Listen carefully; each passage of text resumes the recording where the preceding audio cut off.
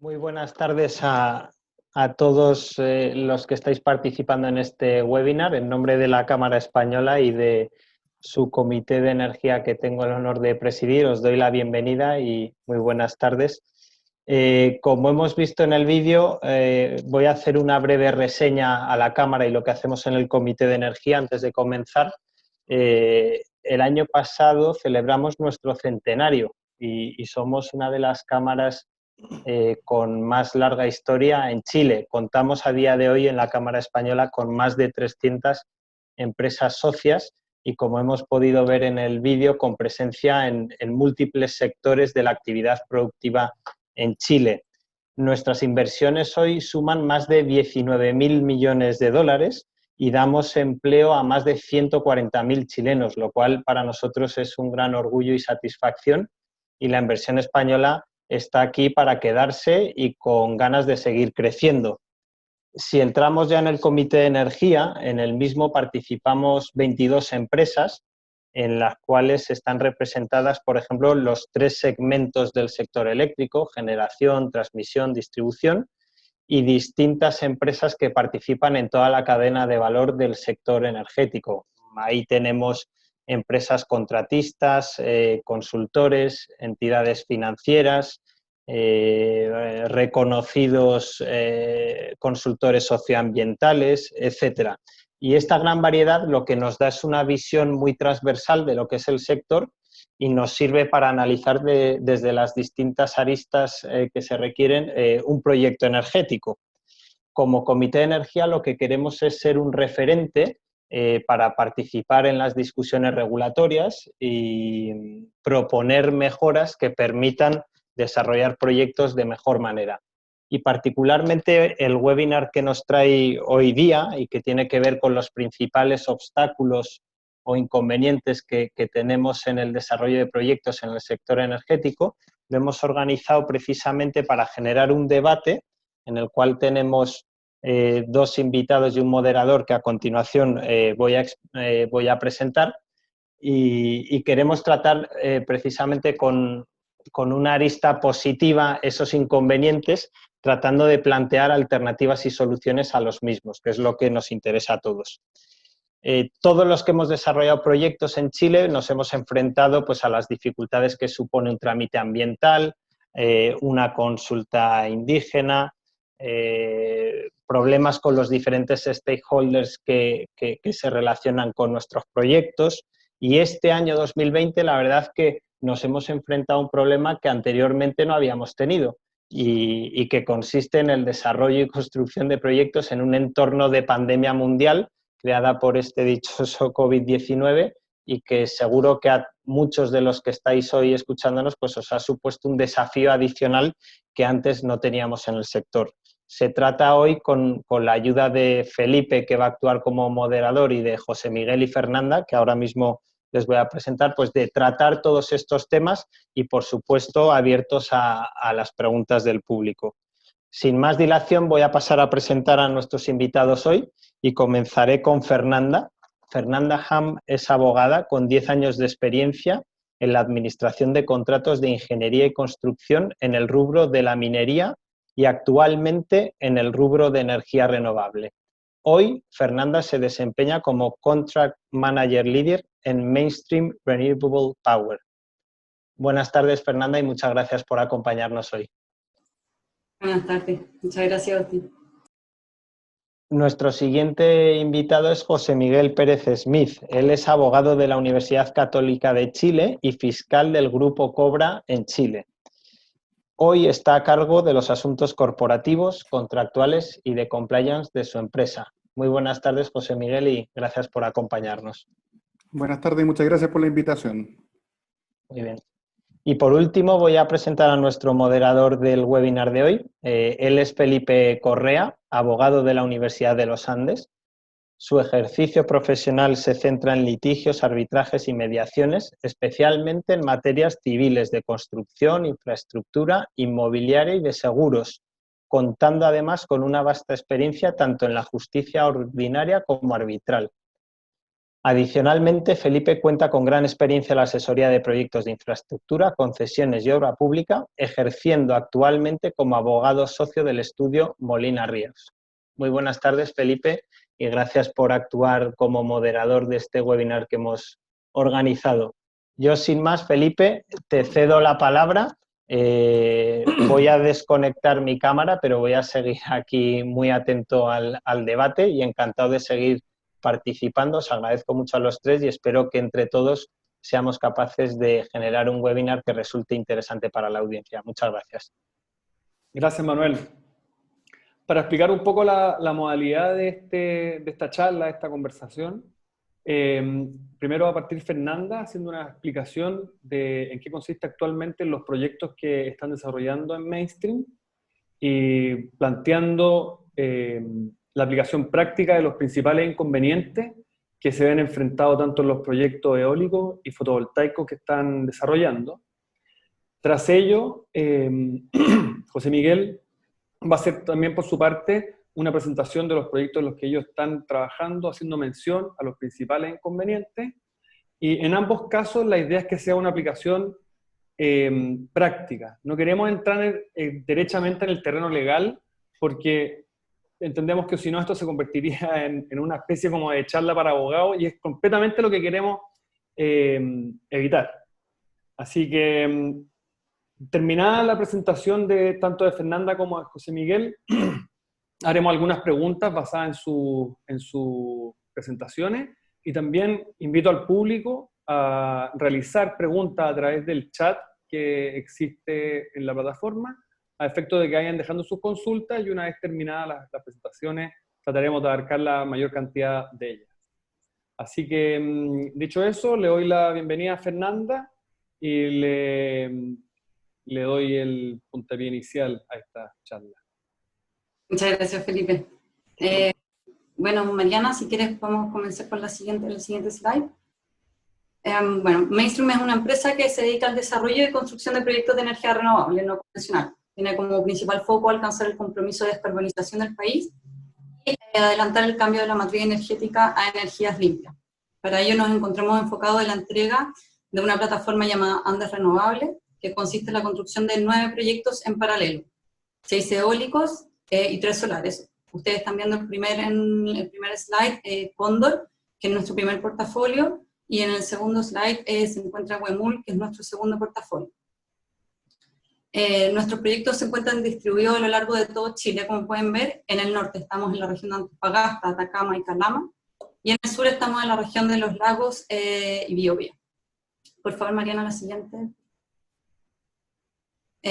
Bueno, para alcanzar este gran desafío, nuestro equipo de Project Finance desarrolló un innovador modelo de negocio, en donde se potenció la creación de portafolios para que su gestión fuese mucho más eficiente, a través de la diversificación geográfica, perfiles de generación de energía de día y de noche, de tecnología y de contratistas.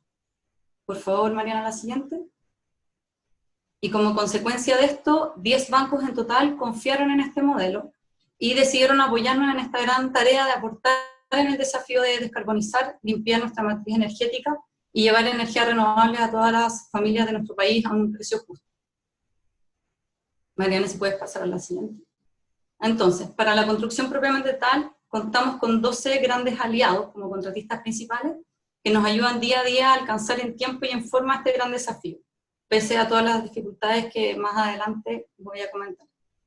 Si bien nuestros proyectos cuentan con una etapa previa de desarrollo, en donde cada área de la compañía participa, con la idea de disminuir los riesgos, detectar oportunidades, relacionarse tempranamente con todos sus stakeholders, no estamos ajenos a enfrentarnos a inconvenientes, que claramente no podíamos prever que ocurrirían en la etapa de construcción. Y estos son los ejemplos: estallido social, pandemia, stakeholders, hallazgo arqueológico, Interface Agreement, que es un documento que finalmente pasaré a explicar, que ha sido el documento en el fondo donde se ha plasmado estos distintos inconvenientes. Por favor, Mariana, si puedes pasar al segundo slide, al siguiente slide. Bueno, como todos saben, vivimos un estallido social el año pasado y actualmente seguimos viviendo la pandemia a través del COVID-19. Esto claramente generó un atraso en la fabricación y en el traslado de los equipos principales. lo que generó además un problema en el proceso de acreditación del personal y en las dificultades del traslado de este personal. Como consecuencia de esto tuvimos que hacer un cambio en nuestra secuencia constructiva, tuvimos que modificar la ruta crítica y tuvimos que modificar este documento que llamamos Interface Program. Y en algunos casos, con algunos contratistas, tuvimos que proceder a la modificación de nuestros contratos. El siguiente slide, Mariana, por favor. En relación con nuestros stakeholders, si bien tenemos varios, uno de los principales afectados quise dividirlo en dos, en lo que son en nuestros proyectos que se están ejecutando en el sur de Chile y los que se están ejecutando en el norte de Chile. En el sur de Chile tuvimos que relacionarnos con los propietarios, en donde se vieron afectados las plantaciones de esto, ya que el parque eólico está plasmado en distintas propiedades, por ende tuvimos que hacer de repente, en algunos casos, cambios de layout, lo que generó un levantamiento de polvo o problemas de seguridad. También tenemos otros propietarios que tienen a su cargo animales, y tuvimos problemas con el debido resguardo de esto, lo que generó también escape y pérdida de esto. Y además,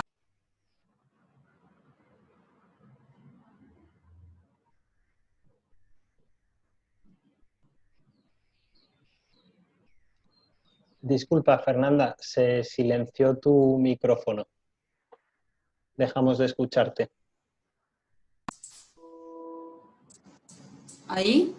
Ahora sí. Ahí sí, perfecto. Sí, perdón, no sé qué raro, mil disculpas. No sé dónde me dejaron de escuchar, si en la parte de los propietarios, los problemas con los animales o en los caminos internos. Justo ahí se cortó. Ah, ok. Bueno, y otro de los problemas que tuvimos es dentro de nuestros caminos internos, que debido a la situación climática, que quizás no fue considerada de manera correcta, también tuvimos que hacer ciertos cambios de layout, lo que impactó en el precio y en el plazo. Otro de los stakeholders que se vieron afectados fueron las mineras. Nosotros tenemos también ciertos proyectos que están en construcción en el norte de Chile, por ende somos vecinos de algunas mineras, y ahí tuvimos ciertos inconvenientes respecto de la acreditación, ya que tuvimos que nos solicitaron mayores exigencias de las originalmente acordadas, por lo tanto también generó un mayor plazo y un mayor costo. Por otro lado, teníamos que fabricar ciertos equipos especializados para instalarlos dentro de las subestaciones que compartimos, lo que también hubo un cambio en los requisitos de las especificaciones técnicas de esto, por ende también esto generó un mayor costo y un mayor plazo. Y uno de los principales factores fueron las ventanas de desconexión, que también teníamos acordado, que las mineras de alguna manera, para el beneficio de su proyecto y también de nuestro, tuvimos que cambiar esas fechas de esas ventanas, lo que generó también cambios de fecha, mayores costos y mayor plazo. Mariana, si quieres la siguiente slide, por favor. Y otro de los inconvenientes que tuvimos que pasar, por así decirlo, fueron los hallazgos arqueológicos, sobre todo en nuestros proyectos en ejecución en el norte de Chile, que tuvimos que se impactaron los caminos de acceso, los viales internos y eventualmente alguna disposición de las plataformas. Por lo tanto, tuvimos que contratar equipos externos para el correcto monitoreo de estos hallazgos arqueológicos, tuvimos que cambiar la secuencia constructiva y tuvimos que reevaluar en algunos casos también la mecánica de suelo. El siguiente slide, Mariana, por favor. Bueno, estos tres grandes inconvenientes que tuvimos se ven plasmados en un documento que se encuentra en cada uno de nuestros contratos.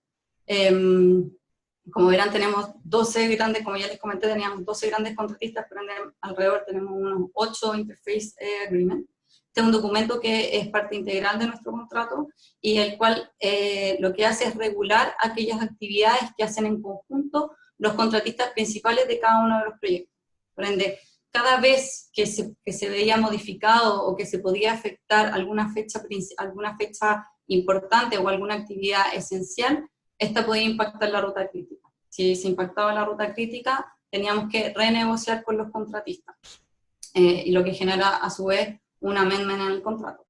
Y eventualmente, si es que afectaba el checking over del proyecto, teníamos que al mismo tiempo también verlo con nuestros lenders y obtener su aprobación previo a la aprobación entre las tres partes. Muchas gracias. No sé, ahí Felipe, si quieres hacer alguna pregunta. Gracias, Fernanda. A mí lo que me llama la atención del portafolio que ustedes están ejecutando ahora, que es un portafolio grande, que tiene 6 parques eólicos, 3 parques fotovoltaicos, es que tienen diversos contratos por cada uno de los proyectos. Entonces tienen contratos BOP, tienen contratos con los turbineros, tienen contratos MPT, EPC. Entonces, ¿cuál crees tú que es como el principal desafío que se ve enfrentado tu empresa en calidad de mandante frente a esta multiplicidad de contratistas o subcontratistas? Bueno, una de las razones por la que decidí incorporar el Slide Interface Agreement es justamente ese. Para nosotros lo más difícil ha sido llevar la coordinación de las actividades de estos contratistas que trabajan en conjunto.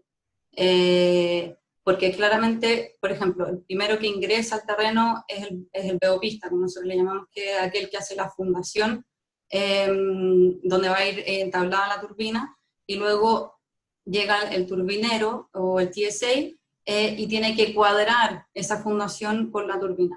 Por ende, todas las especificaciones técnicas son entregadas por el TSA para que el BOPista realice esa fundación y el montaje de la turbina quede de manera correcta. Eso a grandes rasgos, pero para nosotros lo más difícil ha sido la coordinación de este Interface Program entre ambos contratistas.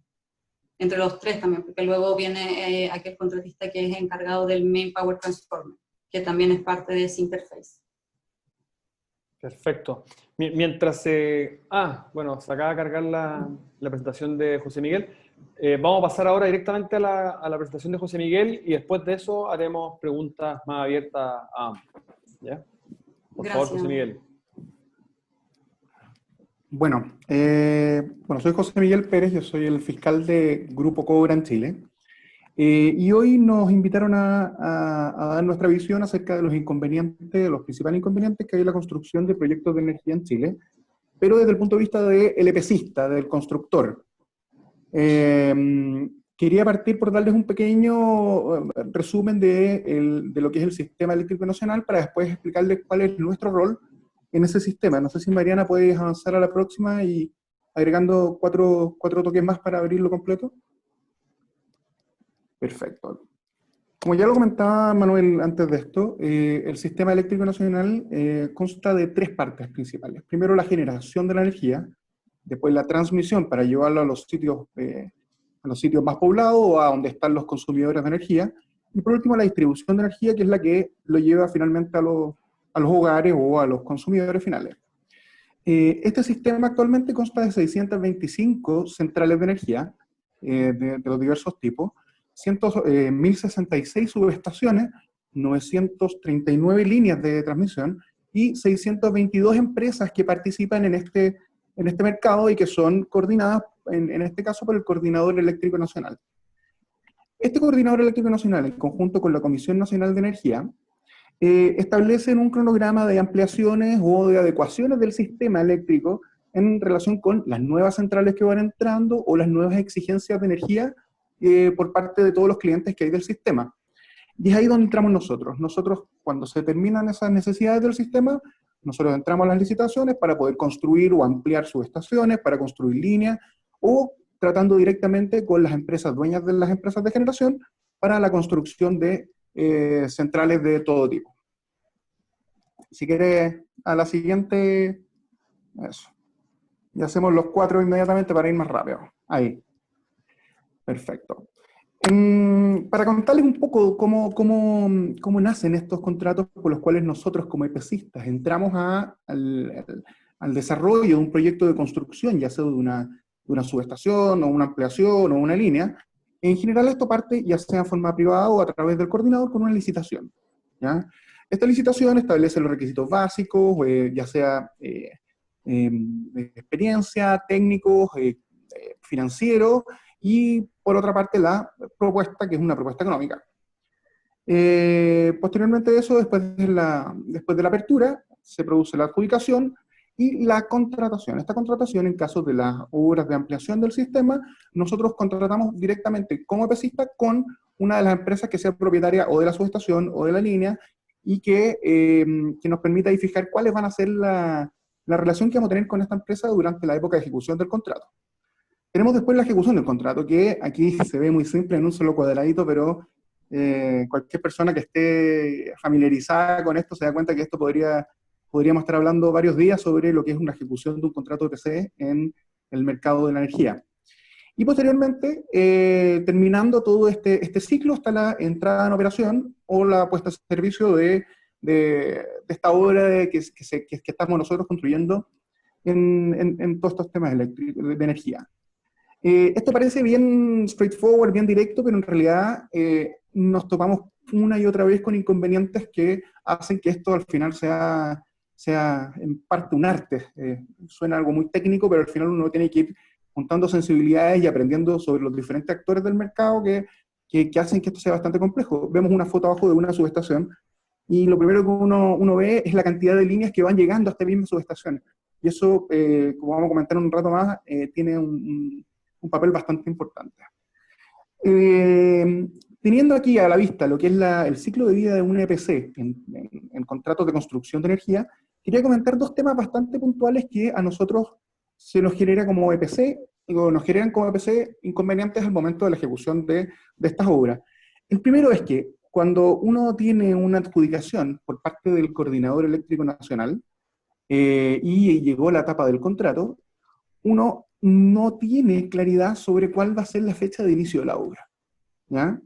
¿Por qué? Porque la vigencia del contrato y la vigencia de la relación contractual con la empresa, si bien es un trato entre privados, está sujeto a la publicación de un decreto de adjudicación. Este decreto de adjudicación puede ocurrir mucho después de la adjudicación, incluso mucho después del contrato, llegando a pasar en algunos casos hasta un año. Eso genera un inconveniente importante en lo que es la planificación de la empresa EPCista que está entrando a hacer esta obra, y que evidentemente genera un grado de incerteza que en la planificación es algo que uno intenta evitar absolutamente. Y por otra parte, al momento de la salida del contrato, cuando tiene que entrar en operación esta construcción o esta obra que se estuvo ejecutando durante todo este tiempo, empieza ya una complejidad que es bastante notoria. No sé si se dieron cuenta en la slide anterior que hablamos de más de 600 plantas y casi 1000 líneas. Estas interactúan de formas que son bastante complejas. Por lo tanto, cuando yo voy a efectuar la energización o la entrada en operación de estas obras, yo tengo que verificar que estas no afecten al sistema y no generen un problema en el resto del sistema. Por lo tanto, me tengo que coordinar con los diferentes actores que ya están conectados a esa subestación o que tienen cierta interacción con la línea que yo estoy construyendo entre la generación y la subestación, o entre la generación y el cliente. A esto se le llaman los famosos estudios sistémicos. Estos estudios sistémicos están hechos evidentemente para que cuando yo entre en operación no genere un daño tremendo al sistema, pero lamentablemente tienen un proceso de iteraciones que es eterno. Es decir, yo presento mi estudio, el CEN lo presenta a los diferentes actores que están involucrados, que pueden ser 1, 2 o hasta 10, y cada uno de ellos va efectuando observaciones que a su vez van de vuelta, y el resto puede seguir haciendo observaciones sobre la observación, con lo cual pasa generalmente un tiempo tremendo, y sin que exista tampoco el incentivo muy claro para que estas empresas hagan estas observaciones lo antes posible y termine el estudio sistémico con algo que me permita a mí poder entrar en operación de la forma más segura posible. Estos dos problemas o dos inconvenientes de los que estamos hablando son inconvenientes que yo creo que se pueden ir ajustando en el tiempo, mejorando la coordinación entre las empresas y el Coordinador Eléctrico Nacional.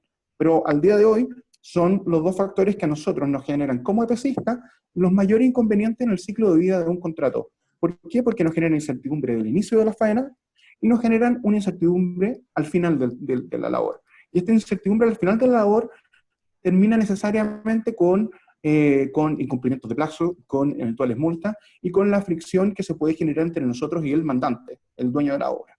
Y eso, por regla general, es bastante recomendable evitarlo. No sé, Mariana, si quieres ir a la siguiente. Ya. Y ahora vamos a conversar de algo que es más genérico, pero que es trascendental, que son los desafíos que tenemos de aquí en adelante con todo lo que es la construcción de estos proyectos de energía desde el punto de vista lepecista. No sé si ustedes han oído hablar de lo que es el ambiente VUCA, ¿ya? Bueno, el ambiente VUCA viene etimológicamente de las siglas en inglés de volátil, incierto, complejo y ambiguo, ¿ya? Es un ambiente que originalmente se generó hace mucho tiempo con estudios que partieron del área militar, pero luego se llevaron a lo que son las empresas y los desarrollos de negocio, ¿ya?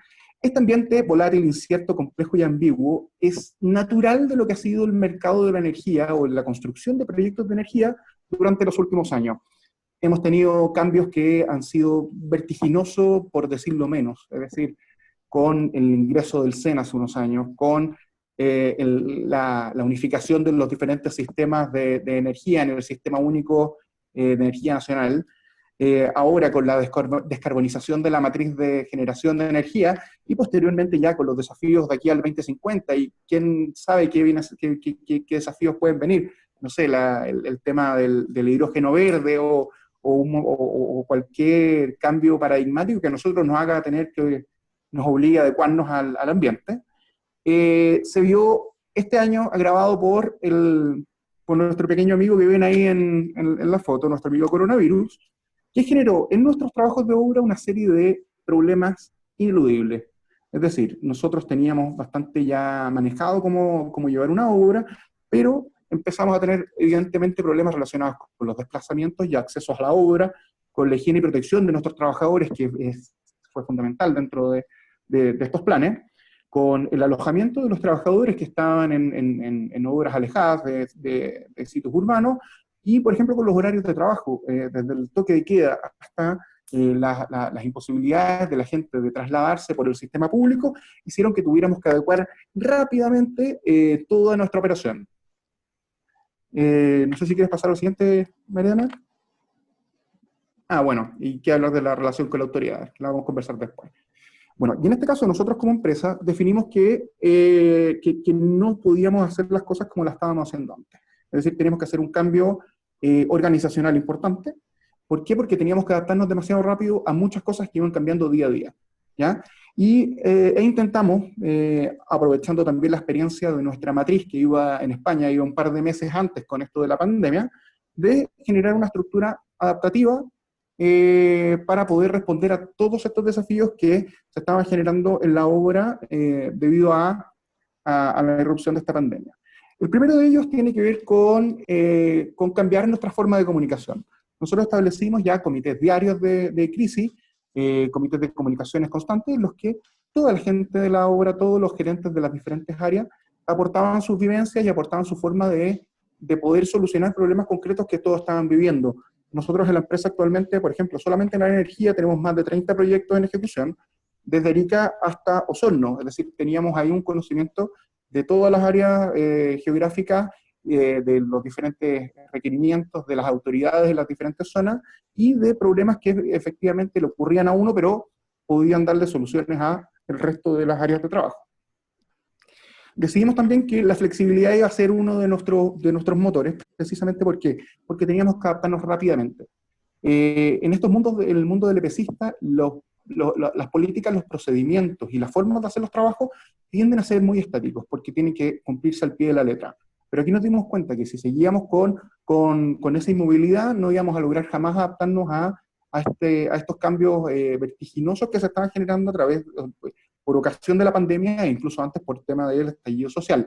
Es decir, teníamos que aprender a revisar las cosas y revisarlas rápido. Es así, por ejemplo, que ahora estamos en la revisión número 13 de nuestro plan de acción coronavirus, con lo cual da cuenta de dos cosas. Una, que hemos sido capaces de adaptarnos, pero dos, también que hemos sido capaces de percatarnos de los errores que hemos cometido en el camino. Es decir, como aquí nadie se entrenó para responder desde el punto de vista operativo a una pandemia global, evidentemente hubo una serie de movimientos en falso que tuvimos que saber identificar y saber darnos cuenta de cómo solucionarlos y cómo responder adecuadamente a la situación que adicionalmente cambiaba día a día por cambios en los reglamentos y las recomendaciones de la autoridad. Pero lo último y lo más importante es que tuvimos que tener una unidad de propósito. Es decir, cuando tú tienes algo que pasa a ser flexible, en el que ya las personas tienen claro por su cargo la responsabilidad, pero no necesariamente su función, tuvimos que quedar claros en la unidad de propósito, es decir, ¿qué es lo que estábamos buscando?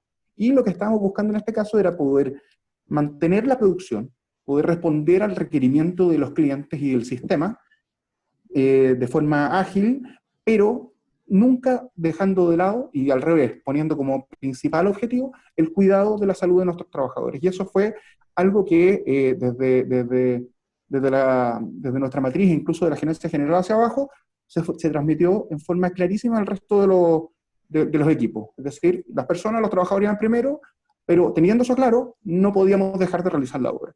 Y ahí los cuidados que tuvimos y las adecuaciones en transporte, en alojamiento, en el caso, por ejemplo, concreto teníamos una obra que durante un minuto teníamos más de 1000 trabajadores trabajando en ella, tuvimos que hacer 3 turnos, tuvimos que construir dos comedores adicionales al que teníamos, instalaciones especiales para poder asegurar que las 1000 personas que estuviesen trabajando pudiesen trabajar asegurando la distancia social y no poniendo en riesgo a su salud con la cantidad triplicada de buses y de alojamientos. Es decir, tuvimos que adecuarnos bastante rápido, bastante fuerte y en forma muy coordinada con esta unidad de propósito del que estamos hablando.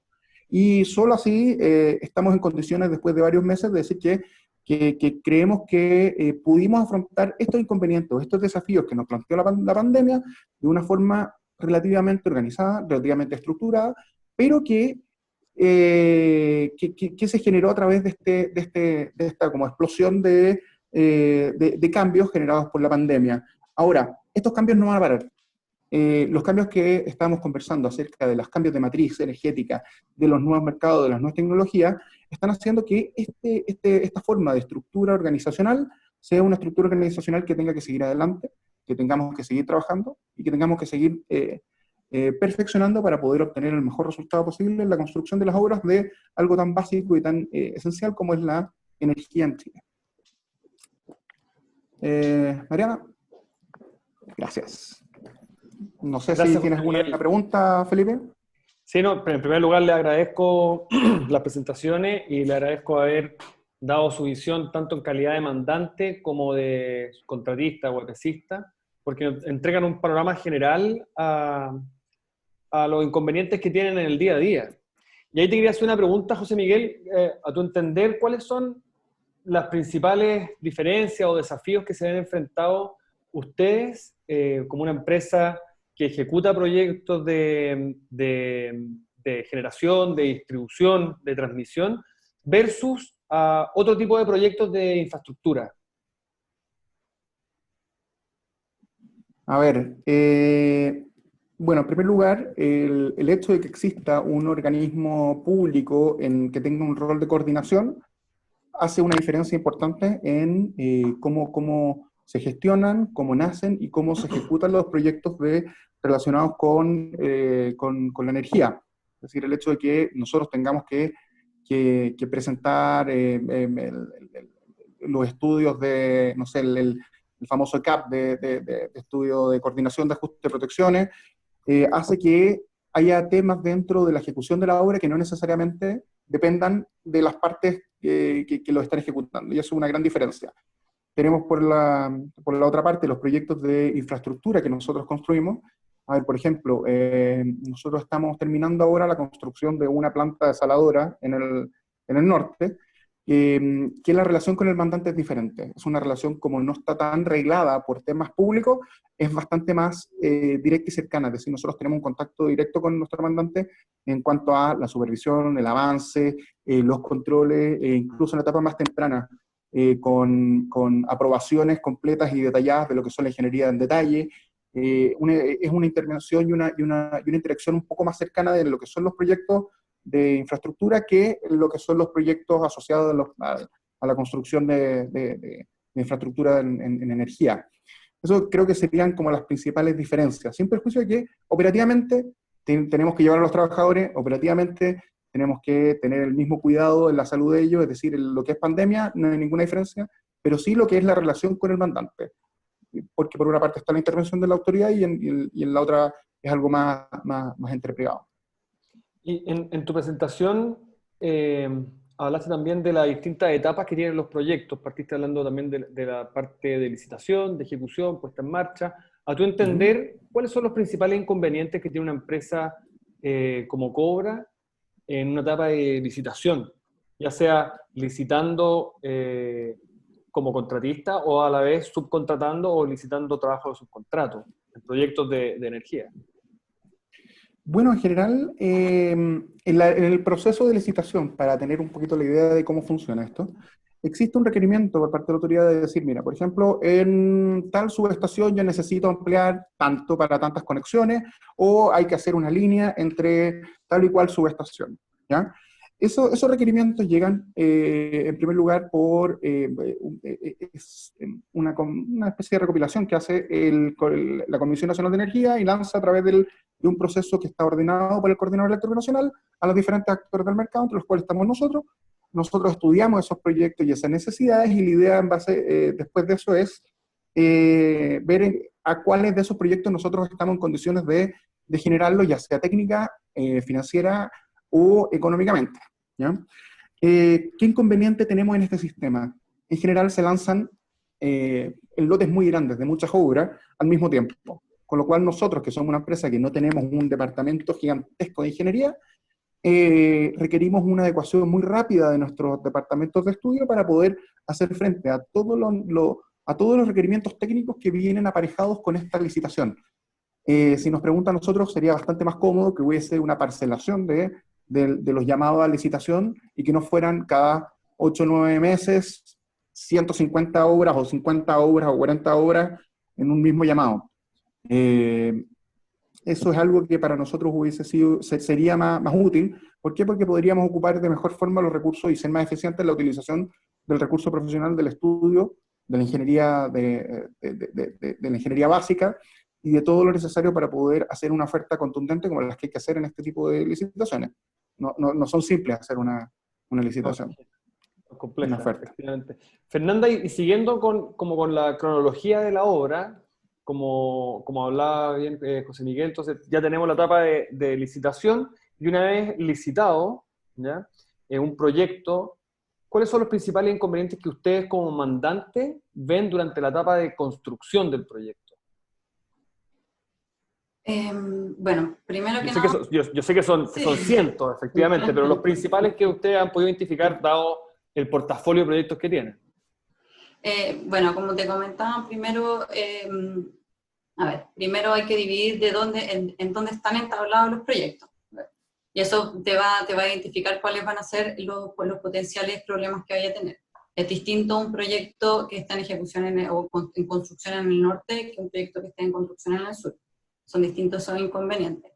Pero en general, bueno, como un poco lo que se trata este seminario es de aquellos inconvenientes que fue imposible prever que iban a ocurrir. Y nos hemos topado como un poco lo que te señalaba mi exposición. O sea, en el sur te toca un poco más la relación con los propietarios, la relación con todos aquellos entes que están mucho más insertos en el proyecto y que tú te los topas día a día. Entonces hay una relación diaria con la gente que vive ahí. Entonces hay que tener mucho más cuidado con esa relación.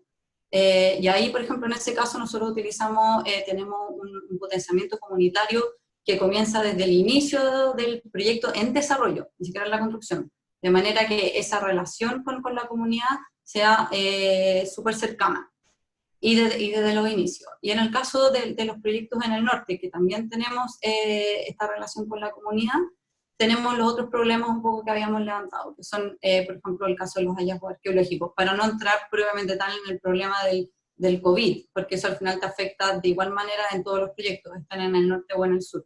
Pero en general, a grandes rasgos, han sido eso las grandes diferencias.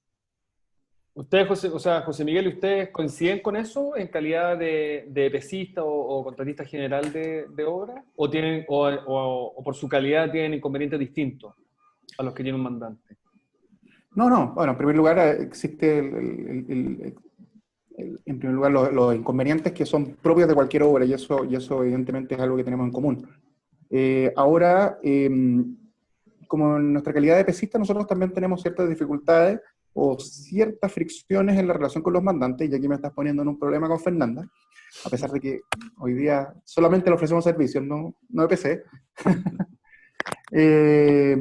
Pero tienen que ver más bien con la responsabilidad que adquiere el EPCista en los cumplimientos de los diferentes hitos intermedios y de los hitos finales en la obra, y cómo esta responsabilidad sobre el cumplimiento de los plazos en estos hitos está asociado a ejecución de labores que le pertenecen al EPCista. Hay muchos casos en los que las grandes fricciones tienen que ver con cosas que por contrato yo estoy obligándome a un plazo, pero no tengo las herramientas legales o reglamentarias para poder hacer las cosas que me permiten a mí llegar a ese plazo. Puede sonar un poco específico, pero, por ejemplo, en el caso de los estudios sistémicos, yo doy toda la información relativa a las cargas o a los tipos de conexión, pero posteriormente el que tiene que hacer la solicitud es el mandante, el que tiene que mover al resto de los ¿cómo se llama?, de los involucrados a que hagan las observaciones, también es el mandante, pero yo me quedo amarrado con el plazo, con lo cual a veces pasa el tiempo que está fijado en el cronograma o la planificación para este estudio, y no por problemas relacionados con la gestión propia, uno llega a un incumplimiento de plazo. Eso tiene que ver más bien con la relación entre mandante y nosotros EPCistas en lo que es la ejecución de los contratos, específicamente que puede afectar al EPCista. En el resto, hay intereses alineados y dificultades alineadas en cuanto a cuidar a la gente y las dificultades operativas que vienen aparejadas con todos estos temas, con la pandemia de este año y con los temas relacionados con el estallido social el año pasado, que no fue fácil. No, para nada fácil, para nada. Fernanda, en tu respuesta anterior hiciste mención muy brevemente al COVID, a la pandemia.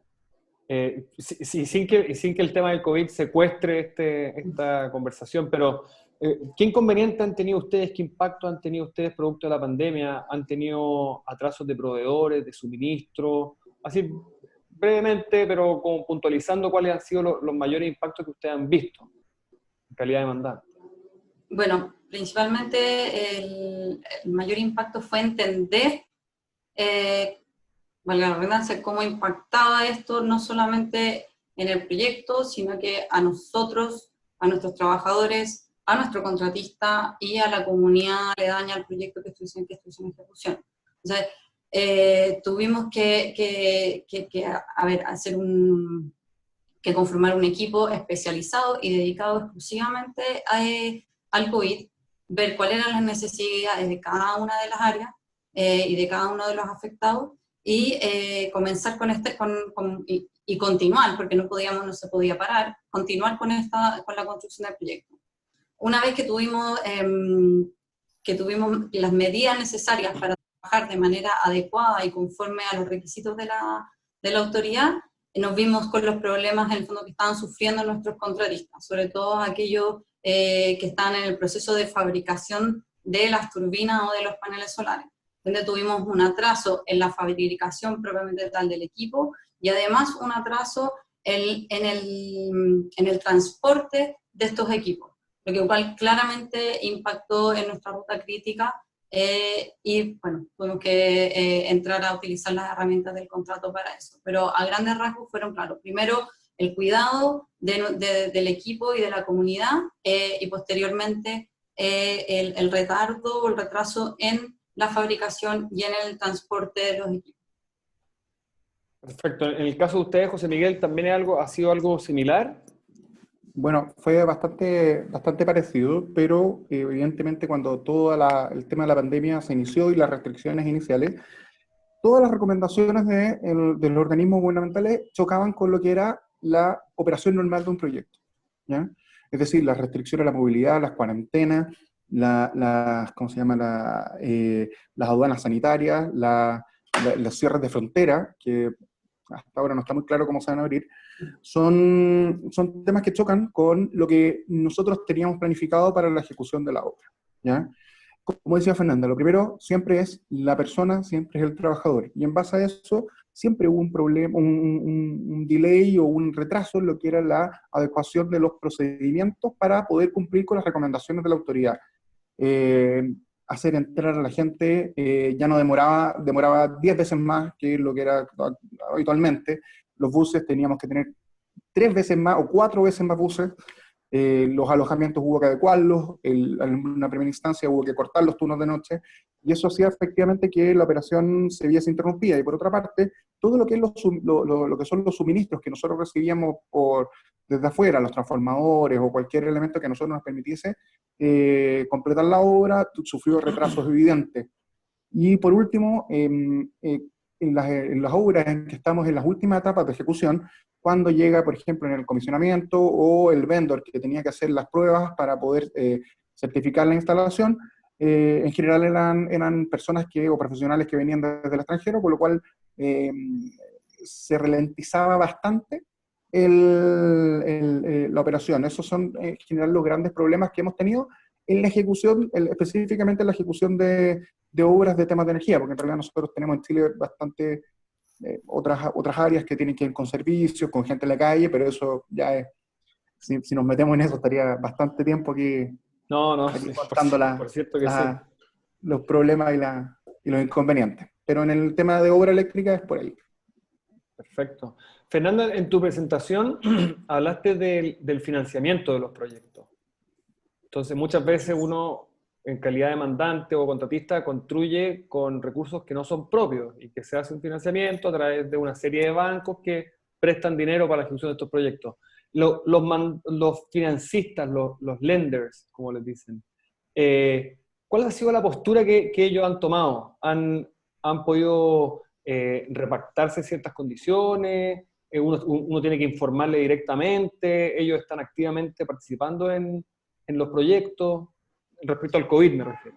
Sí, sí, así es, Felipe. De hecho, ellos han participado activamente en todo este proceso, han tenido una mayor flexibilidad respecto a aquellas modificaciones contractuales que le hemos presentado, siempre y cuando vengan como respaldo que fueron provocados por el coronavirus. Te explico un poco. Los bancos, al cerrar el financiamiento, nosotros firmamos un contrato con ellos. Dentro de ese contrato está previsto ciertos niveles de contingencia para cubrir potenciales atrasos en la construcción y potenciales sobrecostos en la construcción. Internamente tienen ellos proyectado una holgura, pero es de ellos, en el fondo no es de nosotros. Si nosotros nos demoramos, no estamos beneficiados, sino que al contrario, nosotros tenemos una pérdida de ingresos por cada mes de atraso. O sea, ellos tienen esta holgura, pero a nosotros de todas maneras nos afecta, a pesar de que ellos lo tengan cubierto. Y además tenemos un porcentaje de sobrecostos, que también que nos ayuda, que a pesar de los impactos provocados por el coronavirus, gracias a las gestiones y negociaciones de nuestros contratos de construcción y las explicaciones que le hemos realizado a ellos, los proyectos se han mantenido dentro de los márgenes aceptables de este uso de contingencia. Por lo tanto, no ha sido necesario reestructurar la deuda, pero sí tuvimos que adelantar este uso de contingencia. No sé si me... No, se entiende perfecto. O sea, claro, tenemos a los financistas como terceros, que son, si bien no parte del contrato, pero son terceros en toda esta ejecución de los proyectos. Y en eso también me imagino que hay otros terceros, que ahí quizás José Miguel nos podrá ilustrar mejor, que también se ven enfrentados a ciertos riesgos, por ejemplo, ya sea a través de servidumbre, a través de, quizás pueden ser autoridades. Entonces quería preguntarle a José Miguel, ¿qué medidas se pueden adoptar frente a terceros que no dependen ni del contratista ni del mandante? Yo sé que es un poco, o sea, ninguno de ustedes tiene una bola de cristal para ver cuál es el futuro, pero efectivamente quizás hay algunos cortafuegos que ustedes pueden implementar o quizás ya han implementado en su proyecto. Mira, con respecto a eso, a terceros que no tienen que ver en la relación con el mandante, que no dependan directamente ni de mandante ni de nosotros EPCistas, te cuento que estábamos en una obra, para no estigmatizar, en un lugar que era bastante pequeño y que nuestros trabajadores representaban un porcentaje importante de la población de esa zona en ese minuto, en el que una autoridad local básicamente nos acusó a nosotros por ser extranjeros, porque buena parte de nuestro equipo era técnico y venía desde afuera, estábamos llevando el virus a la población. Con lo cual tuvimos que lidiar con una crisis importante que, gracias a Dios, logramos manejarla con algún tipo de explicación racional, que era efectivamente que nosotros teníamos un porcentaje que era infinitamente menor al de la población de allá de contagios, teníamos todas las medidas de aislamiento, teníamos todas las medidas de precaución, y eso tuvimos que conversarlo, en ese caso específico, con el director del hospital. Y el director del hospital fue a hablar con el alcalde. Es así de básico, pero tuvimos que aprender a relacionarnos con la comunidad donde estábamos y con las autoridades locales de otra forma. ¿Por qué? Porque todos estos cambios que vivimos con el virus efectivamente generaron también algo de pánico y algo de miedo en la población, que es comprensible, pero que tuvimos que aprender a lidiar con ello también desde el punto de vista de comunicación. Y ahí me gustaría también agregar algo, que la comunicación aquí empezó a ser algo básico. Evidentemente, todo este tiempo la comunicación con la comunidad y con las autoridades era fundamental en la ejecución de cualquier proyecto, pero hoy día tomó ¿cómo se llama? Otra dimensión. Es decir, teníamos que ya ir a un tema incluso más de emocional, más de miedos y algo mucho más de tacto de lo que se estaba haciendo hasta el día de hoy, que era algo más práctico. Conversar, ver la opinión, resolver. Aquí también teníamos que lidiar con algunos fantasmas que no necesariamente eran reales en lo práctico, pero sí en la percepción, con lo cual ahí genera un cambio en lo que es la relación con la gente. Y por otra parte, un cambio en lo que es la relación con el mandante. Nosotros hasta esto había una especie de cultura de relación entre mandante y EPCista, que tenía que ver con respetos de plazos, con algún tipo de presión de allá por allá, pero ahora hemos descubierto que los casos donde se avanzó mejor y los casos donde tuvimos mejores resultados como empresa, fueron los casos en que tuvimos la comunicación más transparente, más fluida y más directa con el mandante. Es decir, las cosas eran al pan, pan, vino, vino, esto es lo que tenemos, esto es lo que tenemos que ajustar. Después conversábamos de cómo ajustamos los grandes cronogramas, pero tenemos que actuar ahora. Y eso, cuando lo planteamos de manera directa y nuestro mandante nos planteó sus requerimientos de forma directa, logramos cambiar un poco la cultura de relacionamiento entre mandante y EPCista, que nos generó ahí un mejor resultado. Los peores resultados los tuvimos claramente en las veces en que los paradigmas de comunicación con el mandante se mantenían con las dinámicas anteriores. Y ahí efectivamente es donde tuvimos los problemas de que empezamos a recriminarnos los plazos en vez de buscar las soluciones. Y eso evidentemente genera problemas en la ejecución de la obra. Perfecto. Miren, uno de los requerimientos que nos pidió la organización es que seamos puntuales tanto con el inicio como con el término del webinar, pero yo creo que nos queda tiempo para una última pregunta antes de hacer un cierre. Yo creo que ya hemos abarcado gran parte de las preguntas que se han hecho en el chat, y hay una pregunta a José Miguel, que dice, en relación con si te parece a ti, a tu opinión, que están bien diseñados los riesgos en los plazos al inicio y al final de los proyectos, y si los riesgos son asignados a quienes realmente pueden tomarlos en los contratos. Quizás puede ser una pregunta bastante general, porque va a depender, por cierto, que de la posición, pero entiendo que no es respecto a ningún contrato específico, sino que es una opinión general. Bueno, ahí, parte de mi trabajo en la empresa es efectivamente el control de riesgo en temas de desarrollo de los contratos, ya sea la firma o después posteriormente la ejecución. Es difícil calcular los riesgos cuando uno tiene un escenario y un ambiente de tal volatilidad, de cambios tan vertiginosos. Efectivamente, cuando uno parte un proyecto que a veces se va a demorar 2, 3 o 4 años en ejecutarse, el tener una apreciación de los riesgos que están involucrados en las obligaciones que uno adquiere como EPCista. No es fácil, si tú dices si están alocados en quién corresponden o quién no, ahí hay un contrato, o sea, están alocados en lo que las partes se pusieron de acuerdo en que estuvieran alocados. Ahora, si uno tiene una bola de cristal para poder adivinar qué va a pasar, habríamos hecho cosas bastante diferentes hace un año de las que estamos haciendo hoy o las que hicimos durante los últimos 8 meses. No es fácil la pregunta, pero sí lo que se puede decir es que ya con la experiencia que tenemos, Cobra, una empresa que lleva más de 70 años trabajando, en Chile llevamos más de 20, hemos ido adquiriendo experiencia para poder controlar de la mejor manera los riesgos a los cuales nosotros nos obligamos a la firma de un contrato y los riesgos que asumimos en la ejecución del mismo. Lo que no significa que esos riesgos no existan, lo que no significa que hayan imprevistos, que tengamos que adaptarnos de la mejor forma para poder enfrentar, pero esos riesgos evidentemente están, creemos que los hemos ido asumiendo de la mejor forma y gracias a Dios tenemos una empresa con una espalda detrás de un grupo bastante grande que nos permite a nosotros también tener ciertos márgenes en que nos permite operar de la mejor forma posible para la ejecución del contrato y la ejecución de la obra de la mejor forma que se pueda. Perfecto.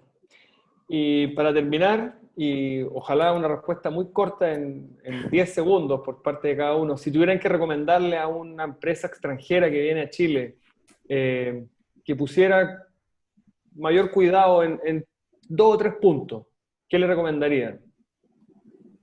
Fernanda. Bueno, De manera general.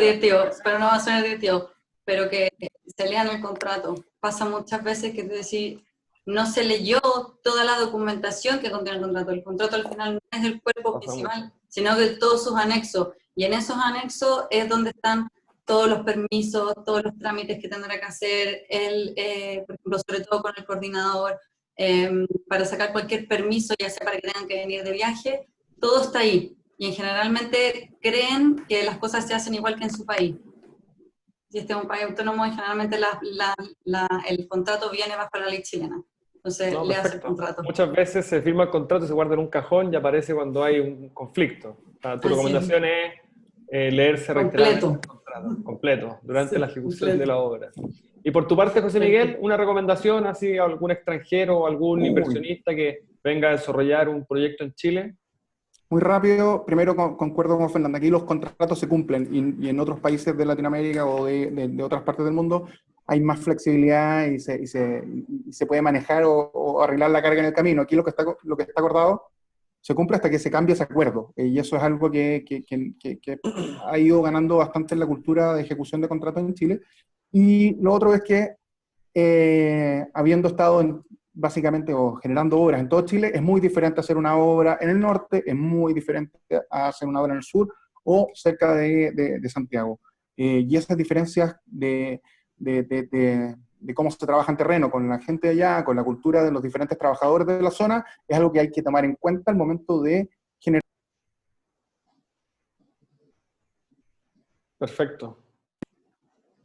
Muchas gracias, José Miguel.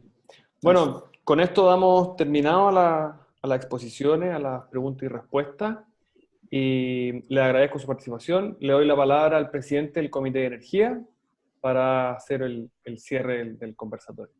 Muchas gracias. Gracias, Felipe.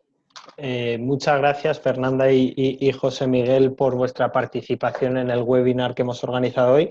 La verdad que me ha resultado muy interesante vuestras exposiciones, las respuestas a las preguntas que os ha trasladado Felipe, porque la verdad que cada uno tiene su visión desde el lado de la cancha, ¿no? Fernanda, tú más como titular, como mandante de los proyectos, y José Miguel, tú más con el casco puesto, como te veo, como EPCista y como contratista.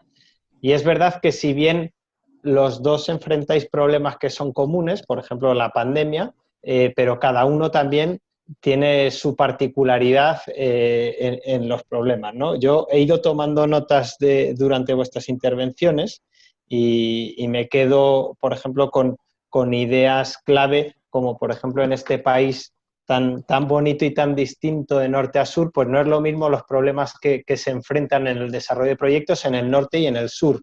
Y para ello es muy importante lo que comentaba José Miguel, de tener una comunicación interna al interior de la empresa, en la cual las distintas áreas que están localizadas geográficamente en lugares tan distintos y tan lejanos, pues puedan compartir sus experiencias, porque además esto de la pandemia nos está demostrando que el COVID se vive de manera muy distinta a lo largo de todo Chile en cada momento. Cuando una región está muy bien, la otra de 1000 kilómetros al norte está muy mal o viceversa, y por ello es muy importante la experiencia que se pueda tener al interior de empresas como las vuestras, que trabajáis en todo el área geográfica de Chile.